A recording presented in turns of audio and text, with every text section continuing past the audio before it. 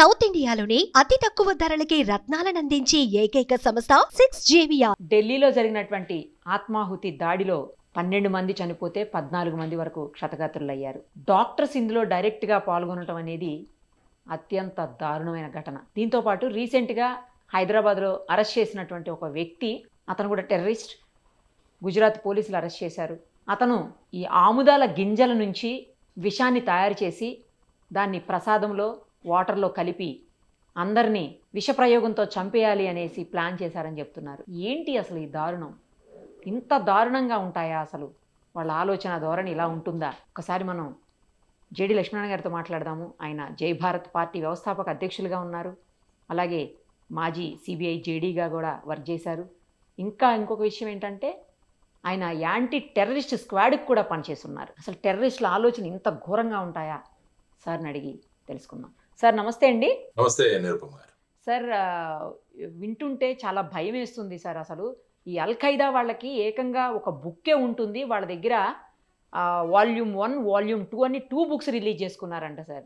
ఎట్లా ఇంట్లో ఉన్నటువంటి బయోడిగ్రేడబుల్ వస్తువులతోటి ఏ రకంగా మనం విషాల్ని లేకపోతే ఇలాంటి పాయిజన్కి సంబంధించినటువంటి పదార్థాలను తయారు చేసి జనాల్ని చంపచ్చు అనేసి ఆముదం గింజలు కావచ్చు, లేకపోతే బంగాళదుంపల్లో బ్లాక్ స్పాట్స్ ఉంటాయి కదా సార్, వాటితోటి తయారు చేయటం, ఇట్లా రకరకాలైనటువంటి వస్తువులతో తయారు చేయటం అని చెప్పి వింటుంటే అవి చాలా అసలు ఒళ్ళు గగురు పొడుస్తుంది సార్. ఏంటి అసలు ఇది? మీరు ఇలాంటి విన్నారా సార్?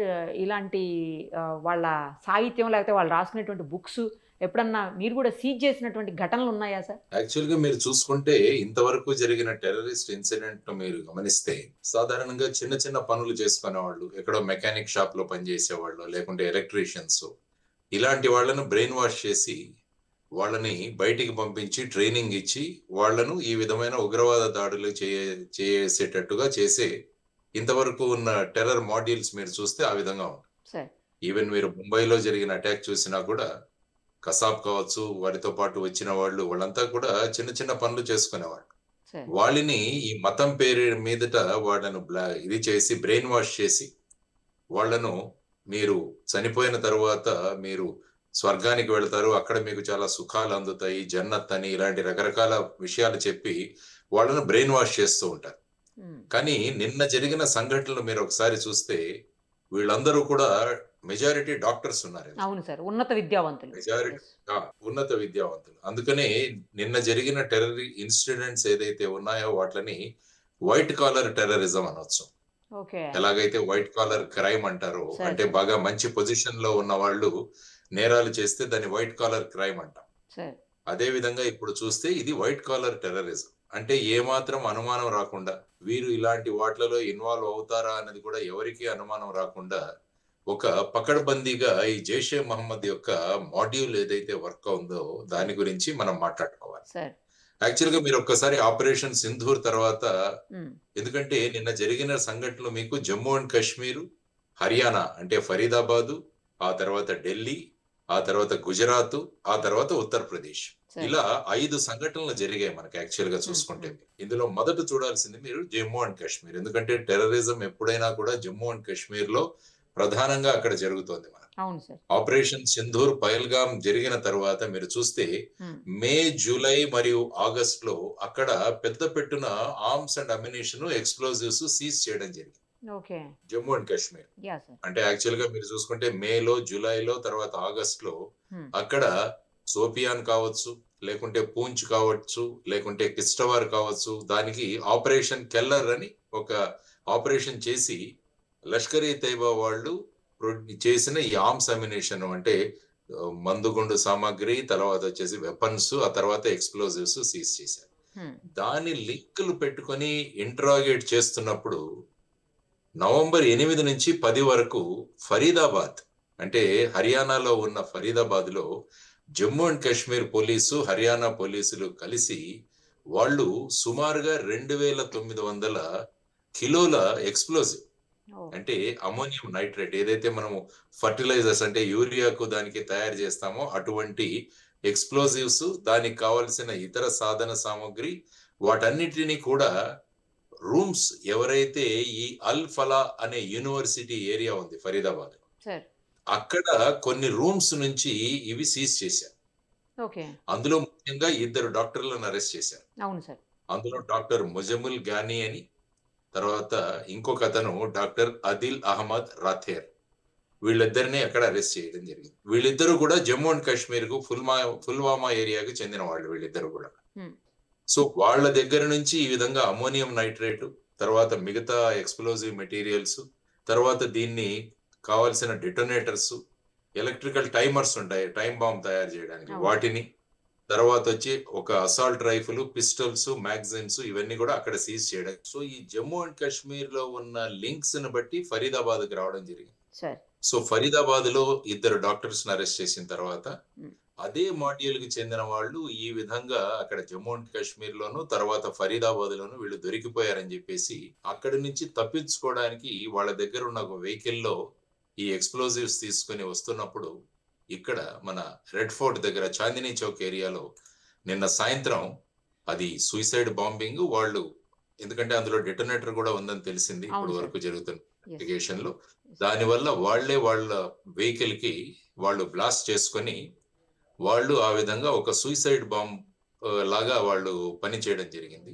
అందులో ముఖ్యంగా చూసుకుంటే డ్రైవర్ సీట్ లో డాక్టర్ ఉమర్ మహమ్మద్ అనే వ్యక్తి, అతను ఆ పుల్వామాకు చెందిన డాక్టర్.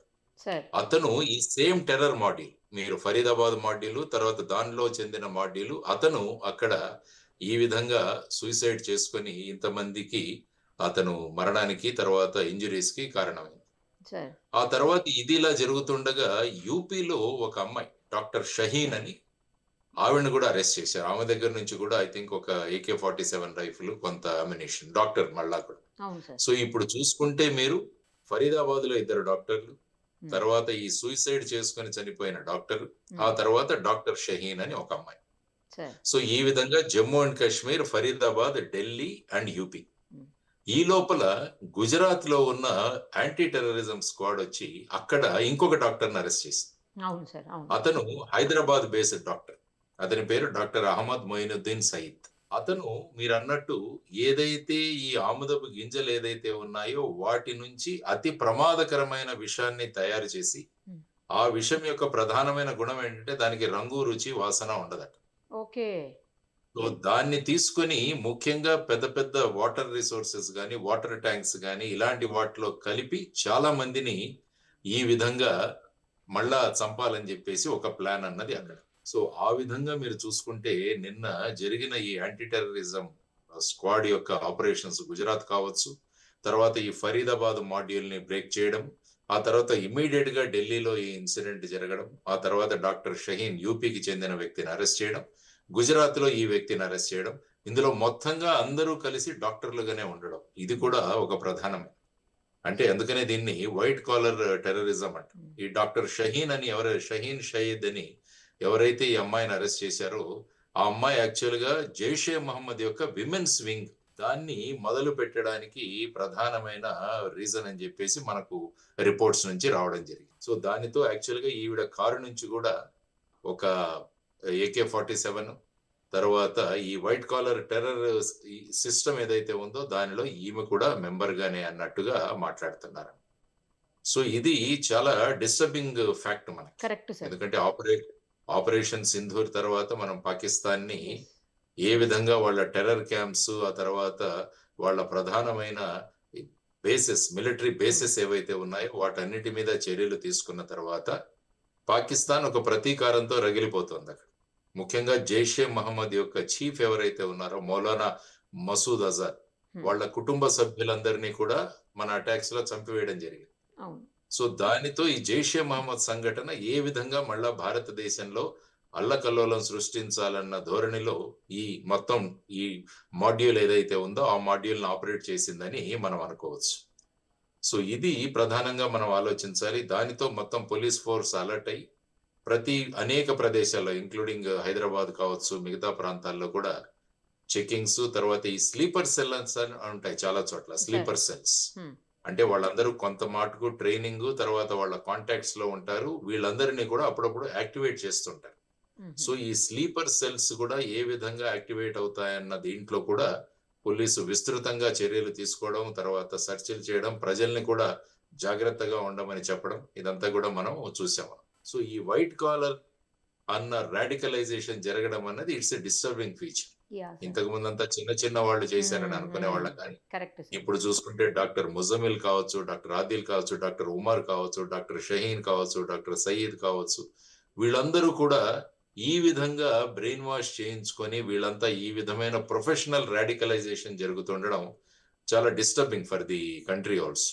సో దీన్ని మనం ప్రధానంగా కాన్సన్ట్రేట్ చేయాల్సిన అవసరం ఉందని నేను అనుకుంటాను. సార్, ఇప్పుడు చర్యలు మన వైపు నుంచి, ఎందుకంటే చర్యకి ప్రతి చర్య ఖచ్చితంగా ఉంటుంది కదా, మరి మన సైడ్ నుంచి కూడా ఏమన్నా మళ్ళీ ఆపరేషన్ సింధూర్ 2 ఏమన్నా స్టార్ట్ అయ్యే అవకాశాలు ఉన్నాయా అనే ప్రశ్న కూడా అందరిలో మెదులుతోంది సార్. అంటే బేసిక్ గా ఏంటంటే ఇప్పుడు అరెస్ట్ చేయబడిన వాళ్ళంతా కూడా మన దేశానికి చెందిన వాళ్ళు. సో ఇప్పుడు వీళ్ళ వెనకాల ఉన్న కీ ఫిగర్స్ ఎవరెవరు అన్నదాన్ని లింకప్ చేయాలి. అంటే పాకిస్తాన్ ఇన్వాల్వ్మెంట్ ఇందులో జైషే మహమ్మద్ మాడ్యూల్స్ అనే మనం అనుకుంటాం. దానికి సంబంధించి ఇప్పుడు ఎవిడెన్స్ అంతా కూడా కలెక్ట్ చేయడం జరుగుతుంది. ఎందుకంటే రేపు ఏదైనా మనం చర్యలు తీసుకున్నా కూడా దానికి సాలిడ్ ఎవిడెన్స్. ఫర్ ఎగ్జాంపుల్ మీరు పహల్గావ్లో తీసుకుంటే అది స్పష్టంగా ఎస్టాబ్లిష్ అయింది. అందుకని కొన్ని రోజుల టైం తీసుకుని ఆ తర్వాత అటాక్ చేయడం జరిగింది అక్కడ. అంటే ఇందులో స్పష్టంగా పాకిస్తాన్ యొక్క ఐఎస్ఐ, మిగతా సంస్థలు అవన్నీ కూడా ఇన్వాల్వ్ అయి ఉన్నాయని మనం కాంక్రీట్ ఎవిడెన్స్ కలెక్ట్ చేసిన తర్వాత మనం మే 7వ తారీఖున, యాక్చువల్గా అది జరిగింది ఏప్రిల్ 27, మనం యాక్చువల్గా అటాక్ చేసింది మే 7th నుంచి మనం అటాక్ చేసుకుంటూ వెళ్ళాం. సో ఆ విధంగా మనం చూసుకుంటే ఇప్పుడు ఈ సంఘటనల వెనకాల ఎవరెవరు ఉన్నారు అన్నదాన్ని కూడా ఇంటెలిజెన్స్ ఏజెన్సీస్ వర్క్ అవుతున్నాయి. తర్వాత ఇంకా కూడా ఏ ఆర్గనైజేషన్ పెద్దగా దీన్ని క్లెయిమ్ కూడా చేయలేదు. మామూలుగా వీళ్ళు క్లెయిమ్ చేస్తారు మేము చేసామని చెప్పి. ఇప్పటి వరకు ఓపెన్ గా ఏ సంఘటన, ఏ సంస్థ కూడా క్లెయిమ్ చేసినట్టు మనకు తెలియట్లేదు. సో ఈ విధంగా చూసుకుంటే నేను అమిత్ షా గారు కూడా వెంటనే మన బీహార్ ప్రచారంలో ఉన్నా కూడా ఆయన తర్వాత ఇక్కడ వచ్చేసి వెంటనే ఆ హాస్పిటల్ కి వెళ్ళడం, తర్వాత స్పాట్ కి వెళ్ళడం, క్షతగాత్రుల్ని ఆయన పరామర్శించడం, ఆ తర్వాత వచ్చి సీనియర్ లెవెల్ ఆఫీసర్స్ తో ఆయన కోఆర్డినేషన్ మీటింగ్ పెట్టడం, ఇవన్నీ కూడా చూస్తే మనకు ఏమవుతుందంటే ఒక ఆల్ ఇండియా లెవెల్లో ఏదో మళ్ళా ఒక కుట్ర జరుగుతుంది అన్నది మనకు ప్రధానంగా తెలుస్తుంది. ఎందుకంటే జమ్మూ అండ్ కాశ్మీర్, తర్వాత ఫరీదాబాద్, ఢిల్లీ, తర్వాత లక్నో, తర్వాత గుజరాత్, ఇలా 4-5 రాష్ట్రాల్లో ఉన్నాయంటే దీని మూలాలకు వెళ్ళడం చాలా అవసరం. హైదరాబాద్ లో కూడా పట్టుకున్నారు కదా సార్. అదే హైదరాబాద్ లో కూడా పట్టుకున్నారు. ఈ డాక్టర్ ఎవరైతే సయ్యద్ అన్న డాక్టర్ ఎవరైతే అరెస్ట్ చేశారో అతను హైదరాబాద్ బేస్డ్ డాక్టర్, అరెస్ట్ చేసింది అక్కడ. సో ఆ విధంగా ఈవెన్ హైదరాబాద్, ఎందుకంటే సాధారణంగా మీరు ఇంతకు ముందు సంఘటనలు తీసుకున్నా కూడా చాలా సంఘటనలకు హైదరాబాద్ లో బేసిస్ చాలా ఎక్కువగా ఉండినాయి. ఇంతకు ముందు జరిగిన భారతదేశంలో జరిగిన టెర్రరిస్ట్ ఇన్సిడెంట్స్ అన్ని చూసుకుంటే మీరు అందులో ప్రధానంగా హైదరాబాద్ యొక్క ఇన్వాల్వ్మెంట్ చాలా ఉంది. సో ఇప్పుడు ఈ బ్లాస్ట్లు అన్నవి చూసుకుంటే ఎక్సెప్ట్ జమ్మూ అండ్ కాశ్మీర్, మొన్న అస్సాంలోను, తర్వాత మణిపూర్ లో జరిగిన తీసేస్తే మిగతా భారతదేశంలో ఎక్కడ కూడా ఇటువంటి బ్లాస్ట్ అన్నవి చాలా తగ్గిపోయాయి. మనం చూసుకుంటే గత 2014 నుంచి మీరు చూసుకుంటే ఈ ఇన్సిడెంట్స్ చాలా తగ్గిపోయాయి. కానీ ఈ 11 సంవత్సరాల్లో మొట్టమొదటిసారిగా ఇంత పెద్ద పెట్టున ఈ విధమైన మాడ్యూల్ భారతదేశంలోనే ఆపరేట్ అవడం అన్నది ప్రధానంగా ప్రభుత్వం దీని మీద దృష్టి సారిస్తోంది. నిన్న ప్రధాని నరేంద్ర మోడీ గారు కూడా దీని గురించి ఖండించారు. ఆ తర్వాత మూలాల్లోకి వెళతాం. అదర్వైజ్ పాకిస్తాన్ కు మనం ఇంతకుముందే వార్నింగ్ ఇచ్చున్నాం. ఆపరేషన్ సింధూర్ అన్నది తాత్కాలికంగా నిలిపివేయబడింది. దాన్ని పూర్తిగా మేము నిలిపివేయలేదు. మీరు గనక మీ పరిధిలో లేకుంటే మళ్ళా దాన్ని ప్రారంభించే అవకాశం ఉందని రాజ్నాథ్ సింగ్ గారు మాట్లాడారు, అమిత్ షా గారు మాట్లాడారు, మోడీ గారు మాట్లాడారు, తర్వాత మన చీఫ్ ఆఫ్ డిఫెన్స్ సర్వీసెస్ కూడా మాట్లాడారు. తర్వాత ఈ మధ్య మళ్ళా పాకిస్తాన్ అనేక ప్రాంతాలలో, ముఖ్యంగా ట్రంప్ గారు మొన్న మాట్లాడుతూ ఆయన ఏమన్నారంటే చాలా దేశాలు న్యూక్లియర్ టెస్టింగ్ చేస్తున్నాయని చెప్పాడు. రష్యా కావచ్చు, చైనా కావచ్చు, ఇంక్లూడింగ్ పాకిస్తాన్ చేస్తున్నట్టుగా ఆయన మాట్లాడారు. అంటే ఎక్కడో ఒక చోట పాకిస్తాన్ ఏదో ఒకటి చెయ్యాలి అన్న ఒక దీంట్లో ఉంది. ఆ తర్వాత ఏంటంటే పాకిస్తాన్ కు ముఖ్యంగా ఆఫ్ఘనిస్తాన్ నుంచి కూడా ఇప్పుడు పెద్ద సమస్య వచ్చి పడింది. వాళ్ళ బార్డర్ పాకిస్తాన్ ఆఫ్ఘనిస్తాన్ మధ్య కూడా అక్కడ కూడా చాలా క్లాషెస్ జరుగుతున్నాయి. అక్కడ కూడా చాలా మంది పాకిస్తానీ ఆర్మీ కూడా అందులో వాళ్ళు మృతి చెందారు. సో అటు సైడ్ నుంచి కూడా ప్రాబ్లం మొదలైంది. బలూచిస్తాన్ ఆఫ్ కోర్స్ ఆ ప్రాబ్లం ఉంది. తర్వాత పాక్ ఆక్యుపైడ్ కాశ్మీర్ లో కూడా చాలా నిరసనలు ఉన్నాయి. సో వీటన్నిటినీ కన్సిడర్ లోకి తీసుకొని భారతదేశం ఇంత చేసినా మీరేమీ చేయలేదన్న ధోరణిలో అక్కడ ఉన్న ప్రజలకు కూడా సమాధానం ఇవ్వడానికి భారతదేశంలో ఏదో ఒక అల్లకల్లోలం సృష్టించాలన్న ధోరణిలో దీన్ని మొదలు ఉండవచ్చు అన్నది ఒక కన్క్లూషన్ గా మనం తీసుకోవచ్చు. కానీ ఆ విధంగా ఆలోచించి వాళ్ళు డైరెక్ట్ గా ఇన్వాల్వ్ కాకుండా ఎప్పుడు వాళ్ళు చేసేది ప్రాక్సీ వార్. పాకిస్తాన్ ఎప్పుడు డైరెక్ట్ గా ఉండదు, ఎప్పుడు కూడా ప్రాక్సీ వార్. అంటే ఈ విధమైన జైషే మహమ్మద్ గాని ఈ విధమైన సంఘటనల ద్వారా ఇవన్నీ కూడా చేస్తుంటుంది. ఆ తర్వాత నార్కో టెర్రరిజం అంటే నార్కోటిక్ డ్రగ్స్ పంపించి ఆ టెర్రరిజం, లేకుంటే ఫేక్ కరెన్సీని దేశంలోకి పంపడం, ఇలాంటివన్నీ చేస్తుంటది. కాబట్టి అలాంటి భాగంలో ఈ ఫరీదాబాద్ మాడ్యూల్ ఏదైతే ఉందో, జేఎండ్కే, ఫరీదాబాద్, ఢిల్లీ, లక్నో మాడ్యూల్, తర్వాత ఈ విషం తయారు చేసి దాన్ని ఒక ప్రయోగించే ఇంకొక మాడ్యూల్. సో ఇవన్నీ కూడా వర్కౌట్ అవుతున్నాయి. కాబట్టి వీటి మీద ప్రజలు జాగ్రత్తగా ఉండాలి ముఖ్యంగా. అందువల్ల ప్రజలు ముఖ్యంగా ఇందులో చేయాల్సింది ఏంటంటే, ఎక్కడైనా అనుమానాస్పద వ్యక్తులు గాని అనుమానాస్పద వస్తువులు గాని ఉంటే వెంటనే పోలీస్కి ఇన్ఫార్మ్ చేయాలి. ఆ తర్వాత వచ్చేసి ఏదైనా సమాచారం మనకు తెలిస్తే వెంటనే తెలియజేయడం, తర్వాత పోలీస్ ఏదైనా ఇన్స్ట్రక్షన్స్ ఇస్తుంటే వాటిని ఫాలో చేయడం, ఇవన్నీ కూడా మనం చేయాల్సిన అవసరం ఉంది. ఎందుకంటే ఈ కేసు UAPAలో సెక్షన్స్ కింద దాన్ని అన్లాఫుల్ యాక్టివిటీస్ ప్రివెన్షన్ యాక్ట్ కింద దీన్ని ఇన్వెస్టిగేషన్ జరుగుతున్నాయి. తర్వాత యూపీ, తర్వాత హర్యానా, మిగతా యాంటీ టెర్రరిజం స్క్వాడ్స్, గుజరాత్, ఇవన్నీ కూడా అందరూ కోఆర్డినేషన్ తో వర్క్ చేస్తున్నారు. సో ఇందులో ఇంకా మూలాల్లోకి వెళ్లాల్సిన అవసరం చాలా ఉంది. సో మూలాల్లోకి వెళ్ళిన తర్వాత ఇంకా ఈ నెట్వర్క్ లో ఎంతమంది ఉన్నారన్నది బయటికి తీసుకురావడం చాలా అవసరం. ఎందుకంటే సాధారణంగా ఇంత చిన్న నెట్వర్క్ ఉండదు, మామూలుగా చాలా పెద్ద నెట్వర్క్స్ తో వీళ్ళు వర్క్ చేస్తారు. సో వాటన్నిటిని కూడా బయటికి తీసుకురావాల్సిన అవసరం ఉంది. So let us wait. We have efficient force and efficient leadership ఉంది. కాబట్టి దీన్ని త్వరలో దీని వెనకాల ఉన్న సూత్రధారులు, తర్వాత పాత్రధారులు, దీని వెనకాల ఉండి నడిపించే వాళ్ళు, వీళ్ళందరినీ కూడా బయటికి లాగి అవసరమైతే పాకిస్తాన్ మీద చర్యలు ఏవైనా ఉంటే వాటిని కూడా ఖచ్చితంగా తీసుకునే అవకాశం ఉందన్నది నా అభిప్రాయం. సార్ ఇంకొక విషయం కూడా, ఈ రోజు అక్కడ పాకిస్తాన్ లో కొన్ని పేలుళ్లు సంభవించాయి అని అంటున్నారు. అంటే వాళ్ళు కావాలని చేసుకొని మేము కూడా టెర్రరిస్టులకి వాళ్ళ బారినే పడుతున్నాం, టెర్రరిస్టులకి అగైనెస్టే అని చెప్పటమా, లేకపోతే మనం ఏమన్నా చేసామని చెప్పేసి దాన్ని క్రియేట్ చేయడానికి? అది అంటే ఎలా ఉంటుందంటే, ఇప్పుడు నేను చెప్పినట్టు పాకిస్తాన్ ఆఫ్ఘనిస్తాన్ మధ్య బాగా గొడవ జరుగుతుంది. అవును సార్. తర్వాత వచ్చేసి విత్ ఇన్ పాకిస్తాన్ లో కూడా కొన్ని ఇన్సిడెన్సెస్ మనకు జరుగుతున్నాయి ఈ మధ్య మనం చూసాం. సో ఆ విధంగా తీసుకుంటూ పోతే వీటికి దానికి ఏ విధమైన సారూప్యం ఉందని చెప్పడానికి మనకి ఇప్పటికైతే ఏ విధమైన ఎవిడెన్స్ అయితే లేదు.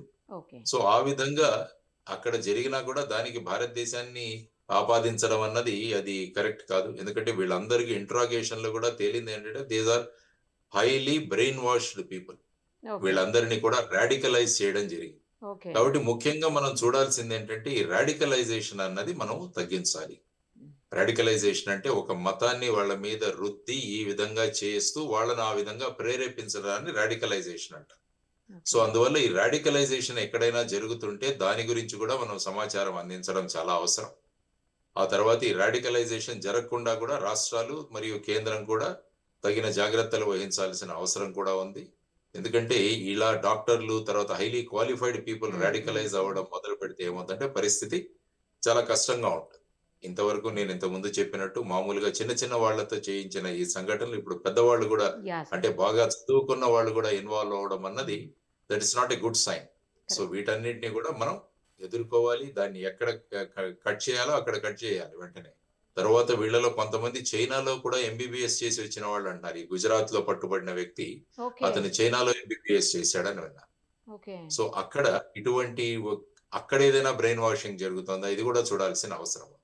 అంటే మన విద్యార్థులు ఇతర దేశాలకు వెళితే అక్కడ ఏదైనా దాన్ని అదనుగా తీసుకొని అక్కడ ఏదైనా ఈ విధమైన ఈ జైషే మహమ్మద్ గాని ఇలాంటి ఉగ్రవాద సంఘటనలు ఏమైనా సంస్థలు ఏవైనా అక్కడ బ్రెయిన్ వాష్ చేస్తున్నాయి అన్నది కూడా చూడాల్సిన అవసరం. సో ఈ విధంగా అనేక కోణాల నుంచి ఈ ఇన్వెస్టిగేషన్ జరగాలి. ఇందులో ఉన్న అందరినీ కూడా సరి అయిన ఆధారాలతో పట్టుకొని ఫైనల్ గా ఏదైనా ఇతర దేశాల ఇన్వాల్వ్మెంట్ ఉంటే, ముఖ్యంగా పాకిస్తాన్ ఇన్వాల్వ్మెంట్ ఉంటే దానిలో ఖచ్చితంగా చూడాలి. తర్వాత బంగ్లాదేశ్ లో కూడా పరిస్థితి ఏమీ కరెక్ట్ గా లేదు. కాబట్టి బంగ్లాదేశ్ లో కూడా ఏదైనా ఈ విధమైన ఇన్వాల్వ్మెంట్ ఉందా అన్నది కూడా చూడాల్సిన అవసరం ఉంది. So it's going to be a very challenging thing for all the investigating agencies. Definite గా వాళ్ళు ఈ లింక్స్, ఇంట్రాగేషన్ ద్వారా దాన్ని ఫైనల్ కన్క్లూషన్ కి తీసుకెళ్తారని నేను. థ్యాంక్ యూ సార్, చాలా క్లియర్ గా బాగా చెప్పారు. Thank you sir, thank you so much.